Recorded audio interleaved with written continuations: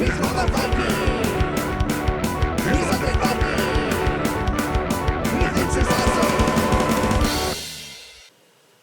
everybody, this is me, Undead Viking. I want to talk to you about this game today. It is called Dungeon Crawler, or, there you go, Dungeon Crawler. And also I'm going to be talking about the expansion to Dungeon Crawler as well.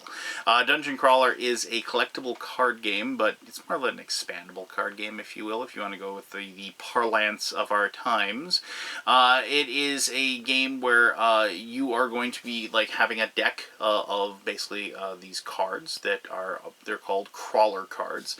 And then you're going to use those crawler cards to enhance your group of adventurers, and you're going to do battle with cards that come out of the dungeon deck. And the dungeon deck has traps and has monsters and events and things like that that you're going to contend with as you're trying to achieve your goals. You're going to have some quests that your party has to achieve, but you can also just clean out the entire dungeon without actually achieving the quest and win the game as well. It's kind of a race against time. Not only do you have health on your adventurers, meaning they can die, and if you run out of adventurers, obviously you can't really do anything at that point, but also you have a deck, you have that crawler deck that is also kind of like your hit points as well. You don't want to use up all your cards. The game is all about planning. It's all about a little bit of luck, as far as what cards you have, and also just like the efficiency of using the cards in your hand and the cards that you have within your deck. So let me show you how to play the game. It'll take a little bit of time just because there are some mechanisms there and also some iconography and some different glossary terms, if you will. And then we'll come back here and I'll talk a little bit more about Dungeon Crawler. Dungeon Crawler! and I'll tell you exactly why I like the game and why I've been having fun playing it. Alright, cool. Alright, as I said, I want to just kind of show you like kind of a round of play of Dungeon Crawler before I show you the cool stuff that is located within the expansion. Now, I'm assuming since this is about the expansion that you've probably played the game or at least heard of it prior to this, but if you haven't, Dungeon Crawler is it's kind of a neat game because of the fact that it has several different types of play, and it is in a kind of a CCG format. However, you aren't buying like little packs or whatever. Basically, like the expansion is just this little box where you'll get all of the cards within this expansion. It isn't like a random assortment, if you will. An expandable card game expansion, if you will. So you can play this game solo, which is what I've played it mostly. You can play it competitively, where you and another player are working against each other, trying to be like the better dungeon explorer than the other person. And you can play it cooperatively as well. And all of the ways that you play the game are played relatively the same with some changes. So I'm just going to kind of show you the solo play just to kind of walk you through how this game works. Okay, so to begin with, you're going to pick 4 adventurers, and the 4 adventurers are going to have this little icon up here to show that they're an adventurer. It kind of tells you that they're melee, and then it goes ahead and gives you, these are the resources that you have access to, and then so that's an item, and then and so on. You can see there's like these little circles there. It may be tough to see, but in this card you can't really see it well. Hold on, I'll show you another one that's more obvious to see. Like here on the cleric, you can kind of see where those little circles are that are blank, but then of course they have the icons for those. And those will coincide with the cards that are part of the crawler deck. The crawler deck is what you draw to form your hand. And then the dungeon deck is going to be the obstacles that you're going to use to try to defeat to win the game. Now, you can win the game by defeating every single card, like basically getting through this deck. And you do that by defeating the monsters, defeating traps, and so on and so forth. And then you discard them or put them in the grave. And then if you can get through that whole thing, then you're going to win the game. However, more or less likely, depending upon the quest that you draw, there's a few different quest cards, and you can play this game with like defeating 1 quest, defeating 2 quests, defeating 3. Obviously, the more quest cards you pick, the more difficult it's going to be to win the game. So like in these 2 quest cards, having to be the Den of Evil quest.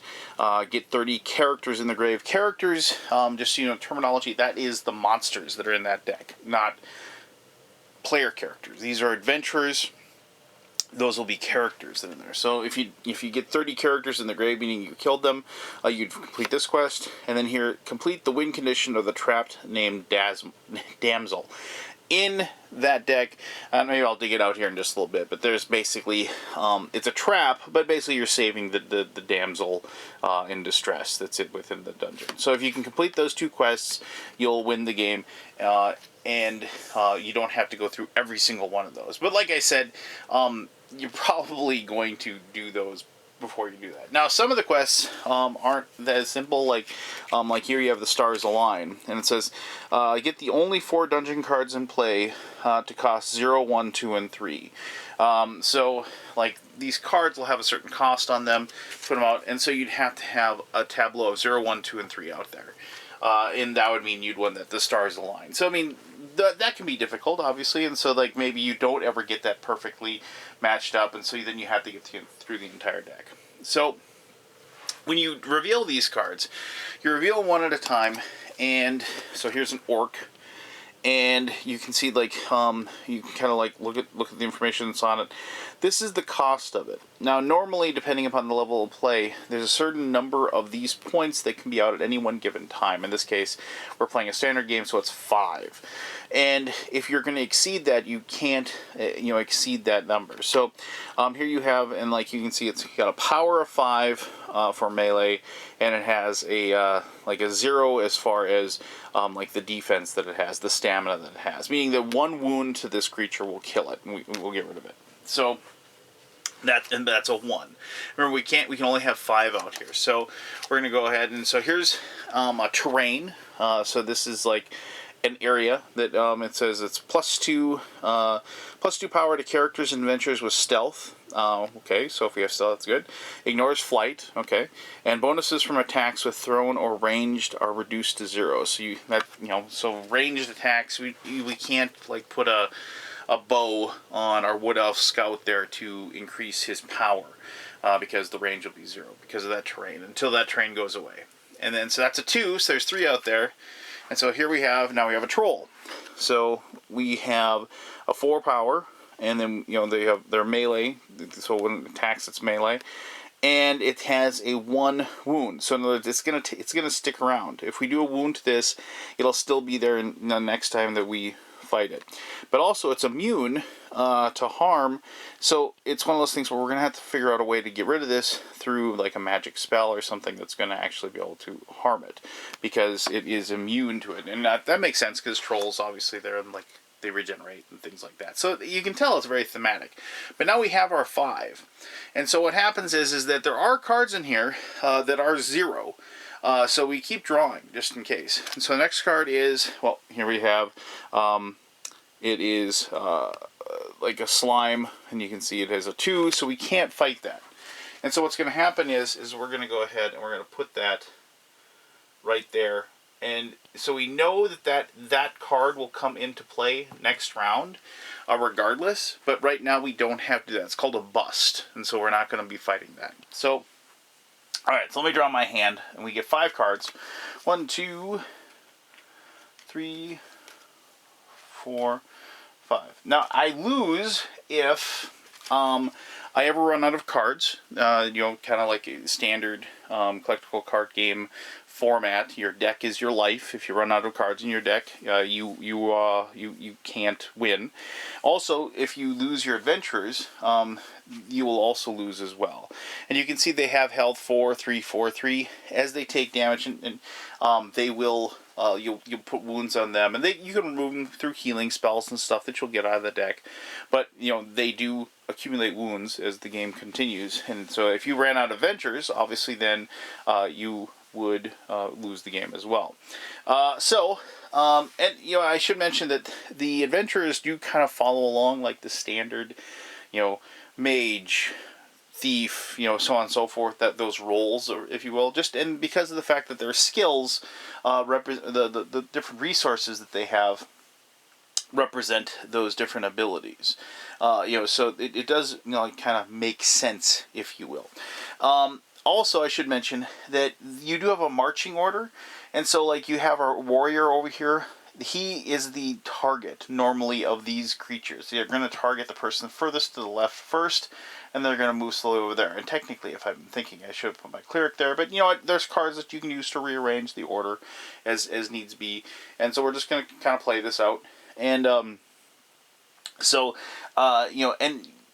there are things that switch it up, but just remember that like the target will be that particular warrior by the enemies. So all right, so here we are is our deck, our starting hand, and so I'm just going to kind of look at some of these like, and they'll tell what they are here on the side, like it's a tactic, this is a skill that's right here, and then it'll tell you +1 melee power per active ally. So you can just pretty straightforward. You just get more melee power. Combat trading. So this is a skill. It says remove a character of cost 1 or less that can be affected by harm from play. And so, okay, well, that's good, And then here's like a wooden shield. Wooden shields will increase the defense or the stamina of the group. So like when they're going to be attacked, you'll take less damage. Here we have a short bow, which would normally be good, except for the fact that we have that rune.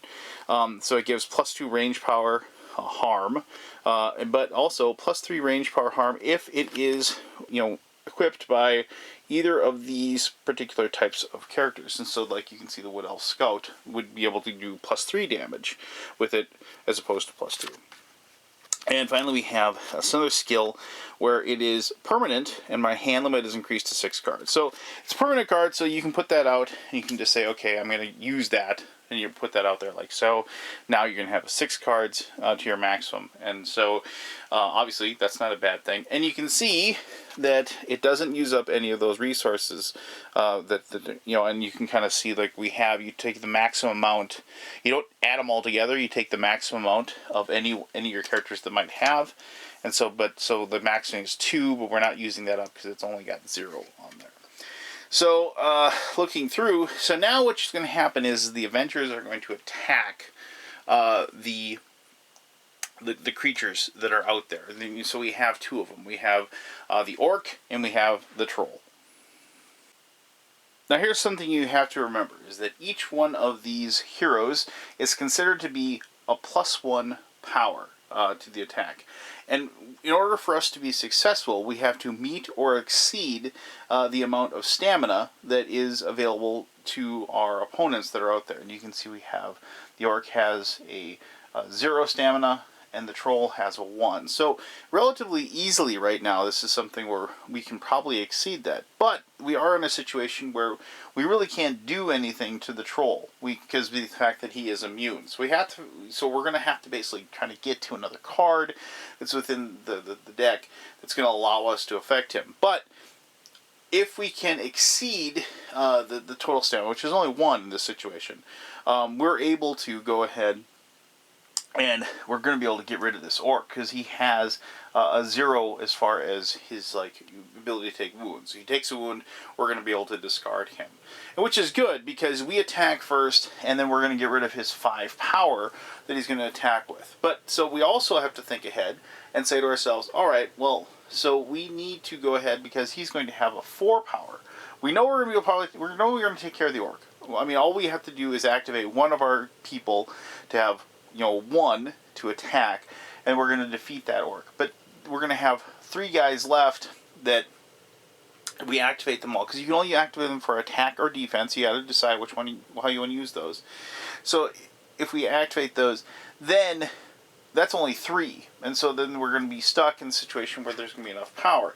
Now we have this wooden shield, right, that would give us +5 stamina, which would allow us to, defend against that attack, which we could do, and it'd be powerful, but we'd be using up a card that's pretty powerful to do that. However, remember, we do have this combat training skill. It says remove a character of cost 1 or less that can be affected by harm from play. And now we can do that to get rid of that and remove it from play. However, remember, we're trying to kill these things because we want to actually send them to the grave so we can win that Den of Evil. So we're kind of faced with a decision here. Do we want to like use up a card, or do we want to use it, wait till later? And so in this situation, what I'm going to do is I'm just going to go ahead and use combat training. We're going to go ahead and get rid of that orc. So we're just not dealing with that. And what that means is that now we can go ahead. We don't have to apply any of our characters towards defending or attacking, because there's no point in attacking the troll, because of the fact that he is going to just shrug off our attacks anyway until we're able to find a better card. So in this situation, what happens then is we're going to go ahead and defend, and he has this power of 4 that he attacks with. Now, thankfully, he doesn't have any stealth or anything like that, because if he had stealth, his power would increase because of the ruins. But we're not going to go ahead and do that. And so, if we apply all of these to defense, like so, the attack power of 4 goes against our defense power of 4. And unlike when attacking, when we're attacking, we just have to like meet or exceed to effect. The same thing occurs to us. The adventurers kind of have that little bonus, whereas we only need to meet or exceed the power of the attack that's coming in, that we're able then to successfully defend against that. So at this point, we have what's called, we've ended the encounter. So we don't have to apply any other counters. We don't have anybody poisoned. We don't have anybody wounded or anything like that. We don't have to worry about there being any process as far as that goes. So now we're going to go ahead and we drop and remove cards from play. So any non-permanent equipment, magic, skill, or tactics cards, we've already gone ahead and gotten rid of the combat training. We do that. Any events, train, or traps without counters. So we go ahead. The ruins doesn't have a counter on it or anything like that, so we're going to go ahead and remove that from play.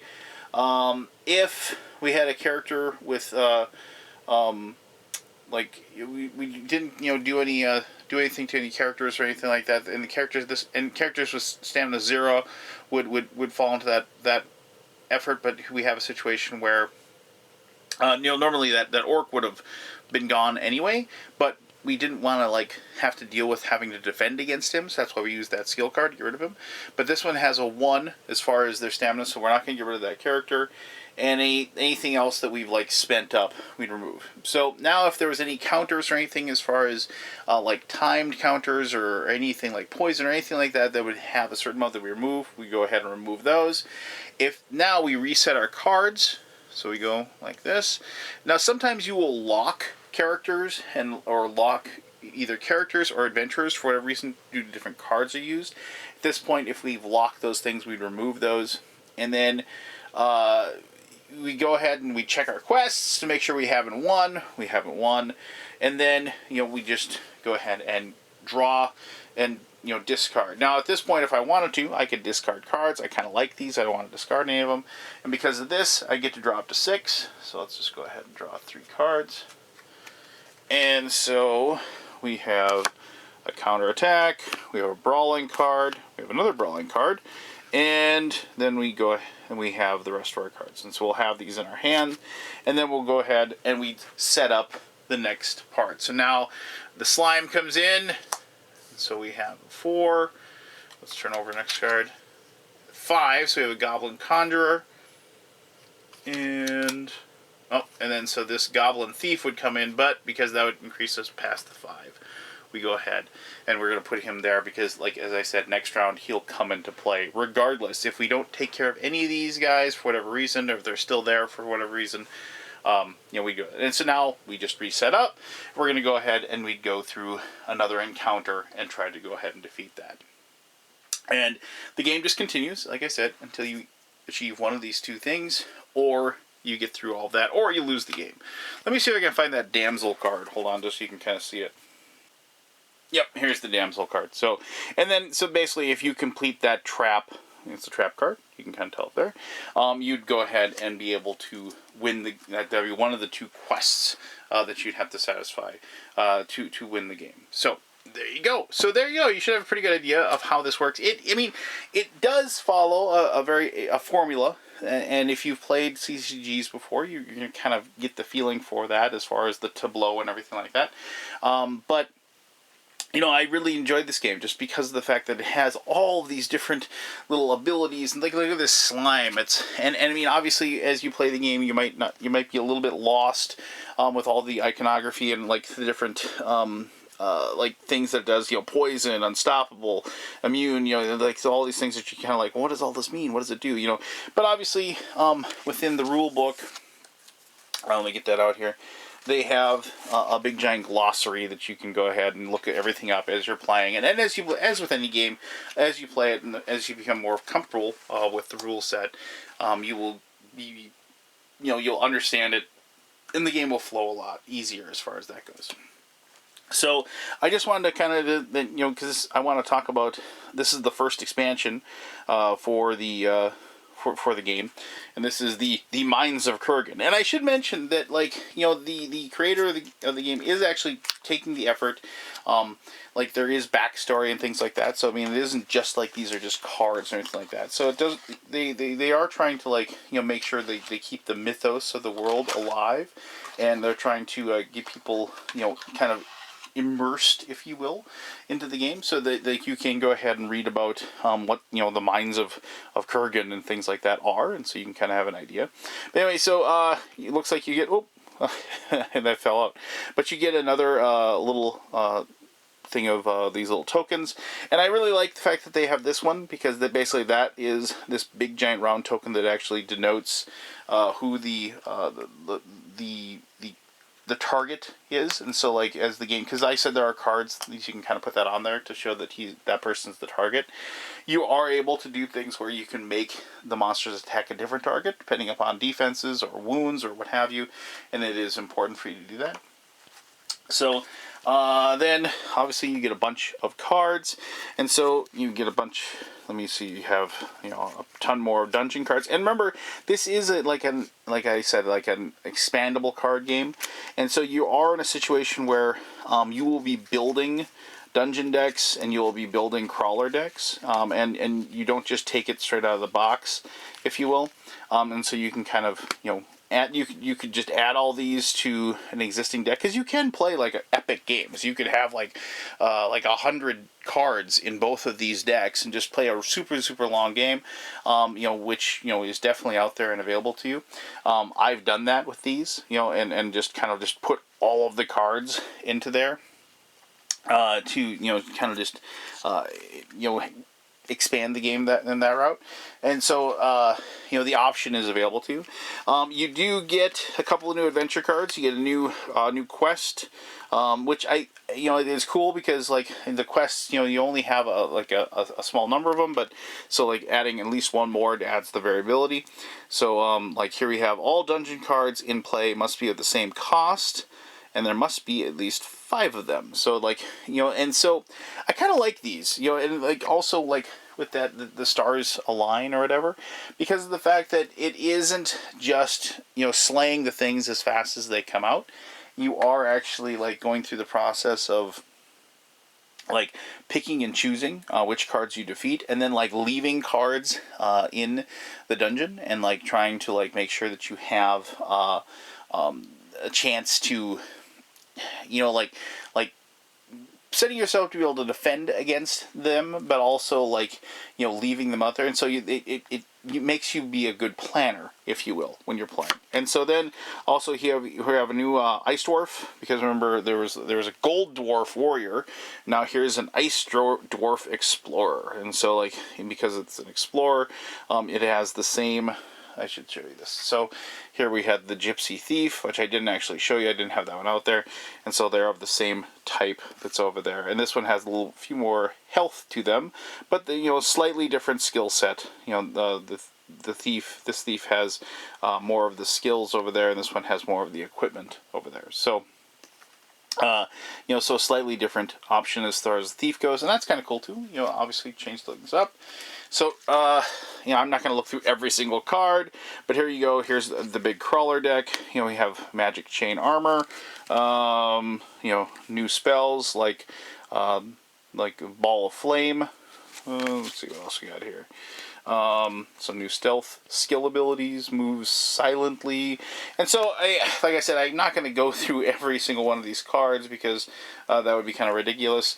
But, I just wanted to kind of highlight some of the art and some of how cool these things work. And also just the fact that, the designer of the game obviously has a very good plan in place as far as the cards and the ideas, and these aren't. I haven't yet run into a card that isn't balanced or isn't created well. So just going to show you some of the different monsters or characters you might run into. So here's the always classic giant rat. So notice how this one it's melee, but also will bolster and reinforce other rats, and goblins do that as well. I should have mentioned that before, but there's and so it also plays on. Here's a kobold thief. In this deck there are other kobolds that will then these kobolds obviously will play off of other kobolds that are within the deck or whatever. Just of course, why not? It's a trap. So so they're just cards like that. And I do dig any of the terrain things. Like here we have narrow tunnels. Time limit 1, that basically means that remember that Terrain of the Ruins went away after one round, and this we'd put a token on this to show that it has it sticks around. And so you cannot use an equipment of cost 2 or greater. Range of the throne is reduced, and characters smaller than medium gain +2 power. And so, so there's all kinds of cool things like that that are always, happening and changing and are going to affect the way the game is played. And obviously, if you played through that deck, several times, it might have grown stale. You've kind of gotten used to all the different creatures and things that are going on within that deck. Let me see if I can find a kobold, just so you can kind of, obviously they tie in. But so when you add new cards and you put things, so so here's another kobold. This would be a kobold from the original deck, if you will. But obviously if you add different cards to that deck, it's going to change things up, and like I said, this game is a game I played more solo than anything else, and I found it to be very, very fun solo game. Because it isn't a game with dice. It isn't. There's still randomness as far as what cards you draw, but it was it's very satisfying, immersive dungeon experience, and I understand that theoretically the theme could have been anything, but because of the fact that this is obviously based on Dungeons and Dragons, and there's very iconic things going on, that I draw upon. I did, feel the theme. I did feel the immersion, and it made it very, very challenging. I've lost this game quite a few times as far as not being able to get the right cards or have the right resources available to be able to achieve the goals that I was trying to make. As far as either these quests or getting to that deck before I ran out of this deck. And so because of that challenge, and because of the fact that now I've got this fresh new content, the game has remained a staple of my go-to-work backpack, if you will, and if I'm unable to find somebody to play with, this is the game I set up while I'm having my lunch at work. So, but let me tell you more about Dungeon Crawler and the expansion in my conclusion, which I'll do right now. Alright, thank you very much for taking the time to watch the how to play of both the base game, and then I was able to highlight, as I said, some things from the expansion. As I've kind of already touched on what I like about the game. It is because there are times when I like to harken back to the D&D playing times of my life, which isn't really harkening back since I play every couple weeks or so, but I've had a hankering or whatever, or a lean, if you will, towards the whole dungeon exploring experience.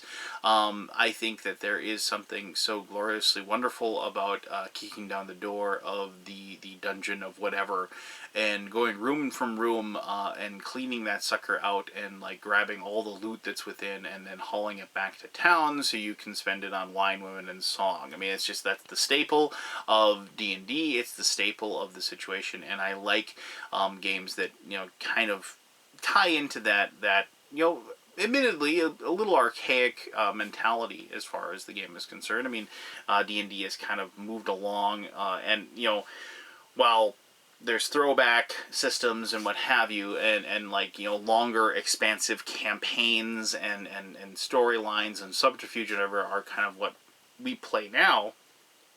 It reminds me of when I used to play when I was a kid. You know, that was all that we cared about, was like, you know, going in, killing the dragon, and hauling 27,000 gold pieces out or whatever, you know, something ridiculous, you know. And you know, and this is, you know, not exactly that, because there isn't really gold or anything like that, but it is just the process of like cleaning out a dungeon, and you know, being able to, like, you know, match wits with like the AI that is the deck, that is the dungeon deck, if you will. So, you know, the game, as I said, has the three different play modes or whatever, and I, you know, and as I said repeatedly, like the way I played it more than anything is I played it solo. That isn't to say that it isn't a good game otherwise. I found the cooperative game to be very fun, because it's kind of the solo game, obviously, with other people, and so you can kind of work together towards it. And the competitive game, you know, I also found to be challenging as well. It kind of, like, you know, it adds that human element to what I'm trying to, you know, fight and take care of, you know, as far as the dungeon is concerned. But you know, I didn't, for whatever reason, I didn't find that as much fun. I don't know. I think this is one of those things where I'm a dungeon master first more often when I play D&D, and so I don't usually get to play in front of the screen, as it were, that much. You know, I'm always behind it. I'm always got everything going on. I know exactly what's going on in the world, and I don't get to experience the dungeon as the player. I don't experience the thrill. I don't experience the joy of you know, rolling a 20, you know, things like that. I am the impartial arbiter of the rules, if you will. So when I came across this and I played this, it allowed me then to, like, go out in front of the screen, kind of, you know, in a way, and just experience the dungeon in a different way, admittedly, but because of the theme, because of what was going on, because of my own experiences in the gaming world, that's how the game felt to me. And you know, I am a fan of these games. I'm a fan of the living card game format. I guess I shouldn't say that. That's expandable card game format. You know, and because of the fact that, like, then you can kind of you know, tailor the game to however you want. Now, I'm not the best, you know, deck builder guy. I don't know, okay, I need 2 of these, I need 3 of these. You know, I will never be that person. I don't have the mentality to figure out, you know, how many of each card that I need, you know, of like the 60 cards I'm allowed or whatever. I'm a person that just shuffle it all together and then see what happens.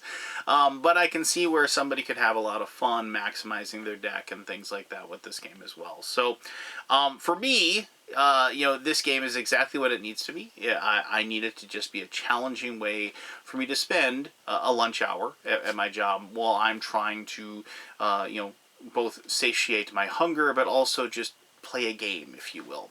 And I've had a ton of fun with it, and I think that if you're a fan of this format, and also you're a fan of, you know, Dungeons and Dragons or that fantasy theme, I think you're gonna enjoy the heck out of this one, just like I am. So there you go. That is Dungeon Crawler. If you have any questions about it, please ask away. I'll be happy to answer those to the best of my ability. As always, I greatly appreciate you taking the time to watch this video. And until next time, you have yourself one heck of an awesome day. All right, bye-bye.